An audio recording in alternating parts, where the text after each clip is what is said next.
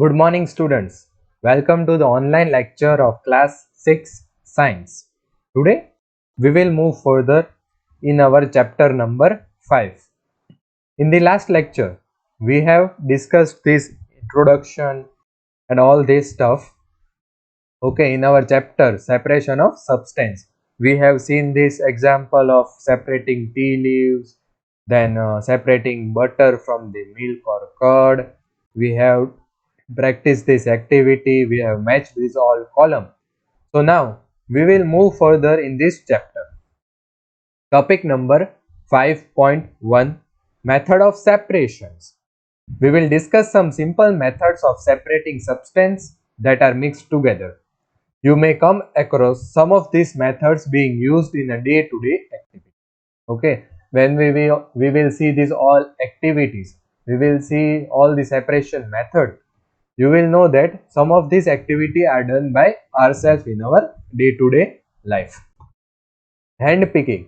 I am sure that hand picking you all have seen in your life, in your everyday life. The picture you can see in your screen 5.3 shows the hand picking activity, and you have all seen your mother doing this activity. Okay, so let's start this activity number 2. Bring a packet of food grains purchased from a shop to the classroom. Now spread the grains on a sheet of paper. Do you find only one kind of grain on it, on the sheet of paper? No, there are different types of grain, small, big, sometimes there is stone, husk, broken grain and particles of any other grain it. Now remove with your hand the pieces of stone, husk and other grains from it. This method of hand picking can be used for separating slightly larger sized impurity like the pieces of dirt, stone and husk from the wheat, rice or pulses. The quantity of such impurity is usually not very large. In such situation, we find that hand picking is convenient method of separating substance. So, you have understood what is hand picking. You just pick out the impurities by yourself, by your hand. You just pick out the impurities and throw it away. But when this hand picking separation method is adopted, only when the size, the amount of impurity in the main material is less, it can be removed by hand easily and it is a short term process, then only hand picking process is adopted. The next one is threshing. In threshing, you must have seen bundles of wheat or paddy stalk lying in the field after harvesting the crops. Stalks are dried in the sun before the grain is separated from them. So let me just first show you the picture. Yes, this is the picture of threshing. In the background, you see some small hills made up of these grains, these stalks. Okay, moving further from here, each stalk has many grains, seeds attached to it. Imagine the number of grain seeds in hundreds of bundle of stalks lying in the field. Yes, you can imagine that. In the stalks, there is number of grains, number of seeds in it, number of impurities stick to it. What you will do now? How does the farmer separate grains, seeds from those bundles of stalks? Let's see. One may pluck mango or guava from the tree. Yes, you can pluck mango or guava from the trees. But grain seeds are much smaller than the mangoes or guava. You agree with this? Yes, grain seeds are much smaller than the mangoes or guava. So, plucking them from their stalks would be impossible because in one stalk there are hundred of grains attached to it.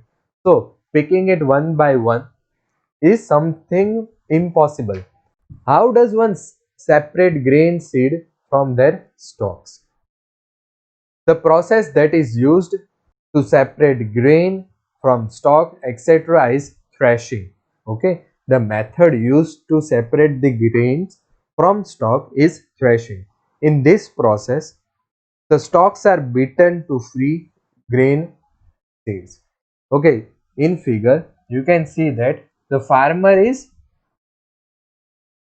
beating the whole stalk to a solid surface, and due to that the seeds are separated out.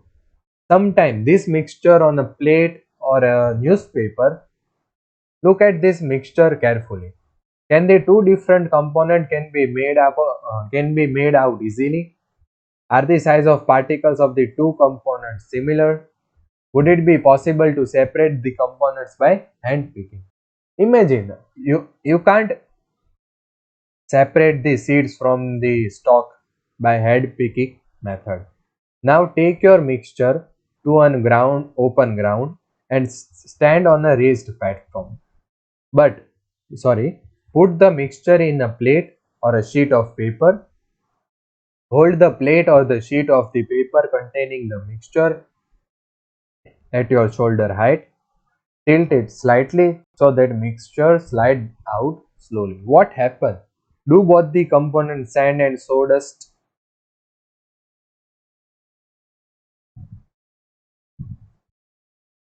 Yes. What happened? Do both the components sand and sawdust fall at the same place? Is there a component that blows away? Did the wind manage to separate the two components? So what we are doing here, we are mixing sand and sawdust, and the process which we have discussed, which I have read before, we have to perform it. We have to stand at upper surface, raise our hand to the shoulder height, and in a slanted way try to slowly slide down the mixture, and you will see that sand will fall at some place, at some specific place, and sawdust will be removed from the help of wind. This method of separating component of a mixture is called winnowing. Winnowing is used to separate heavy and lighter components of the mixture by wind or by blowing air. See, this is the activity which we can do. Okay, and yes, we all have seen in our home that our mother is doing activity like this. Okay, you will see the soup, husk, grain are falling exactly down.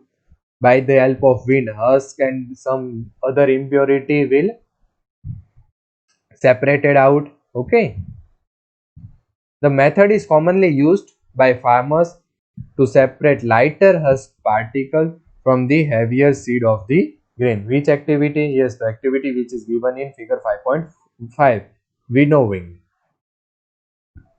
The husk particles are carried away by the wind. The seeds of the grain get separated and from a heap near the platform for winnowing. The separated husk is used for many purposes such as fodder for cattle. Okay, here one use of husk are given. The husk we separate from the grains can be used for the fodders for cattle. Sieving, the another method for separation. Sometimes we may wish to prepare a dish with flour. We need to remove impurities and grain that may be present in it. What do? We use a sieve and pour the flour into it. That is shown in figure 5.6. Let's see. Yes, we have seen this activity. Our mother always do before making rotis, right? So this is what? Sieving. Sieving allows the fine flour particles to pass through the holes of the sieve while the bigger impurities remain on the sieve. In the flour mills, impurities like husk and stone are removed from wheat before grinding it. Usually a bag full of wheat is powdered on a slanted sleeve. The sieving removes pieces of stone, stalks and husks that may still remain with wheat after threshing and winnowing.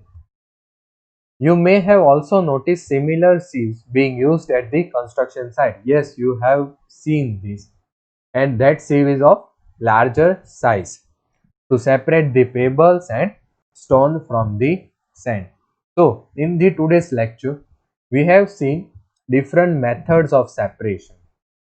Which are the method? The first one was hand picking, the second one was threshing, third one was winnowing, and the last one was sieving.